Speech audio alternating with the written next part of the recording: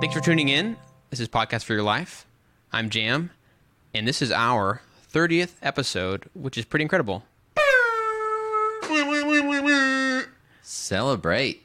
So, if you're just now joining us, if it's your first time listening to Podcast for Your Life, we share thoughts from our life for yours. This week, we'll be sharing thoughts about naps. Yep. And we are going to need a nap after recording the previous 30 episodes. 29 episodes. Yeah. All on the same day. All on the same day. So naps, Jason, what's the lay of the land? Why are we talking about naps? Yeah, so we should probably define what a nap is. Okay. A nap is this short period of rest that involves sleep of some sort. And usually most naps are shorter than a couple hours, few hours. Like I want to say a nap is like 2 hours or less. Yeah. But Right. what about more than that? I think that 2 hours or less is good. Yeah. 2 hours is a long nap. It's actually too long. It's too long. It's actually not good for you, supposedly, but we'll get into that later. I want to say that a nap is 2 hours or less because if it's longer, even if it's during the day, it's just sleeping. So, for instance, think about people who work the night shift. They sleep then during the day, and sometimes they aren't able to sleep all at once because it's really hard to get really good sleep in situations with your circadian rhythms or whatever. But I think if it's longer than 2 hours, it's just sleep, and you can't really call it a nap. Yeah.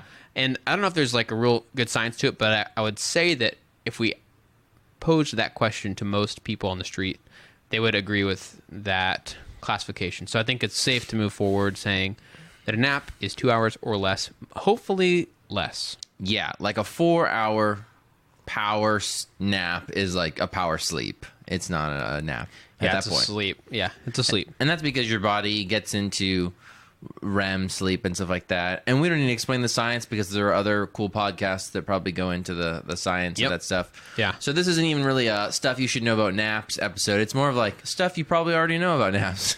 So, yeah, here's some stuff that you already know about naps arranged into a convenient 15-minute little episode review. Brilliant. What has been your relationship with the nap across your life? Great question, Jan. Thanks for asking. Oh. Thank you for sharing. Anytime. When I was younger, I did a lot of naps in kindergarten. Like, I guess most kids have naps. You know, like when you're a kid, you like nap and sleep and stuff and eat. And that's, I guess, use the bathroom in your diaper. I guess it wouldn't be using the bathroom if it's in your diaper. Anyway, rabbit trails. I remember a lot of naps in kindergarten. And we had a special, like, nap pillow. Like, my mom sewed this, like, nap pillow cover. And it had, like, cars on it, and it was blue. And I still have, like, vivid memories of what it looks like. But I don't really remember a lot about kindergarten besides that. But we would have, you know, like, I think it was, like, 25 minutes, and the teacher would turn the lights off in the room, even though it's, like, bright sun, like, streaming in the windows. But she'd be like, okay, it's all nap time. All right, everybody get down. And you just lie on, like, the hard concrete floor. But you have your nap pillow, and you just kind of, like, sleep. And sometimes, you know, because you're so excited about school, sometimes you don't sleep at all. You just, like, lay there for 25 minutes. And I think what they wanted to do is just have all the kids chill out after recess. Yeah. I think that's what they wanted to do. But sometimes I actually would start to fall asleep. But then, like, by that point, it was always like, okay, time to wake up, you know? And I don't really remember any other 5-year-olds, like... getting up and like really having these serious naps. Then from about age like 7 or 8 to about age 18 or 19, I didn't really nap unless I was on a road trip in a car. Yeah. I feel like I can totally nap. Cars make me drowsy. Thankfully, when I'm driving them, less drowsy. But I just like didn't take naps. Like I didn't feel like I need to take naps. I was getting plenty of sleep. Yeah, there were days where I had to wake up early, but I just never felt the need for a nap. I always was like, it's too short of a life to nap, you know? Yeah. And I think that's just because I was getting plenty of sleep at night. But then, when I was 19, I started working at a convenience store, and one of my shifts opened at 5 a.m. So I had to be there at 5 a.m., which means you wake up at like 4:30. Yeah. And that was earlier than normal. So that was at a point where I was like, okay, I'm really tired. I've got a lot of college work that I'm working on. And so I just need a nap. Yeah. But then it was like, not like, okay, 3-hour naps. It's, I just need 30 minutes. I'm just tired. I feel like 30 minutes will help me kind of reset and stuff. And they really did. Those 30-minute power naps are kind of what I live by now when I need a nap. Yeah. Or when I'm feeling like, okay, I'm tired now. It's 1 PM. I've got nothing going on. Let's go take a power nap. Yeah. So that's my history with naps. Mine is somewhat similar. I napped when I was a kid. I remember, I think at least in kindergarten and stuff, we still had naps. We had a little bit of a nap time kind of thing in second grade. I remember my teacher realized pretty quick that like after like the whole lunch recess time and stuff that we were kind of useless as students. Like whatever we'd be doing, we'd be kind of falling asleep. So she actually built that time as always a little, we'd work our way through a book that she would read to us. And she made these little tiny pillows that we had to leave at the school, like in our locker or whatever. Oh, that's cool. And so we'd get back from lunch and post-lunch recess, and we would do like a 30-minute, like she'd be reading. It was really quiet, and you could lay your head on your desk, you could fall asleep or whatever. She never called it nap time. Sure. I think she had a different word for it, but I realized the other day that like that was probably a really strategic move on her part, because then everything after that, the other lessons we needed to do, we'd be way more productive because we got a chance to rest a little bit instead of inevitably falling asleep or just not even really paying attention through the lesson if we were kind of tired. Yeah. Or whatever. So that was really smart. And after that, of course, you know, the older you get, it doesn't really factor into your daily life in school as much the older you get. So, and I remember I went through a phase where I was really all about waking up as early as I could, all the way up until like probably high school. Like Saturdays even, like I would want to wake up early. Why? To me, it just felt like, oh, actually, I wouldn't say this is the truth with all school, because sometimes I just didn't want to go to school like every other kid. But on Saturdays and Sundays, or like during the summer, the idea of waking up early was so attractive to me, because it's like every day is this gift of not having to do something. Okay, cool. You know what I mean? Yeah, yeah. And so it's like the earlier I get up, the more I can do. I mean, I wasn't being productive in a work sense. It was like, you know, playing with toys or playing video games or something. Sure. Or in the summer going out like riding your bikes or whatever. So that was like a phase I had for a long time. And then in high school, I remember I finally kind of started getting to a point where I realized like how much I liked sleep. And I also nice. started really, you know, the bedtime got more relaxed. And so I started realizing that I was a night owl. And so I was really into staying up late. I would like started working on videos at that point in my life. So I'd like edit really late into the night, or like, you know, play video games with friends very late, whatever that was. So then I was all about sleeping late. And the nap still didn't have a part of my life until college again. One thing was that I read an article that talked about how helpful naps can be, and there are a lot of really famous people, not just famous for no reason, but who have like made important contributions, like Thomas Edison, Benjamin Franklin. There's several presidents who built naps into their day as a very structured part of their day, and attributed a lot of their success to like that being a big part of it. So I read that, and then I started building naps into my day. Like right after I finished all my classes for the day, I would try to take a nap, and I tried to keep it like 30 minutes if I could. Mm-hmm.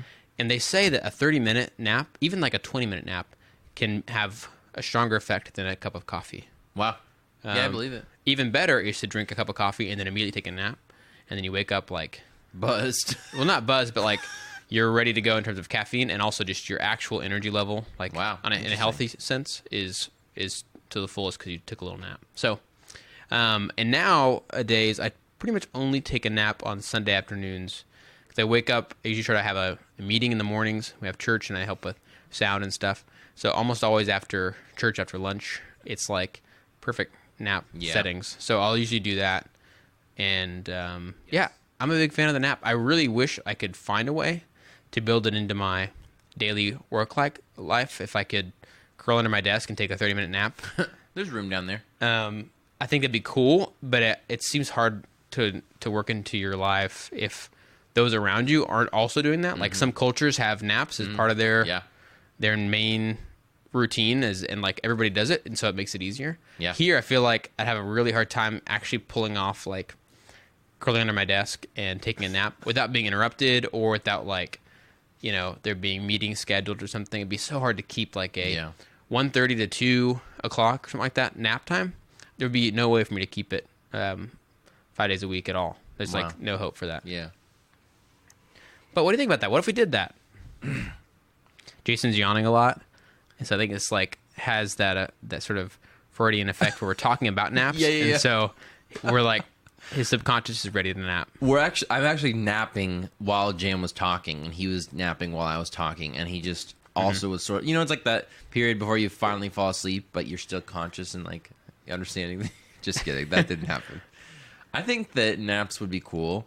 I think culture issue definitely comes into play, but yeah, I'd be fine with nap pods or whatever in the office and giving people that space. Like, hey, nap time is from 1:30 to 2, and just don't talk to people during that time. So even if you don't want to take a nap, just like don't bug anybody else or whatever, unless they're awake. But the issue I have is that it seems already like the workday is so short to me sometimes. Yeah. It feels like it flies by, and it doesn't feel like it drags on. If it did feel like that, I'd feel like a nap would be helpful because it might give me that boost to continue.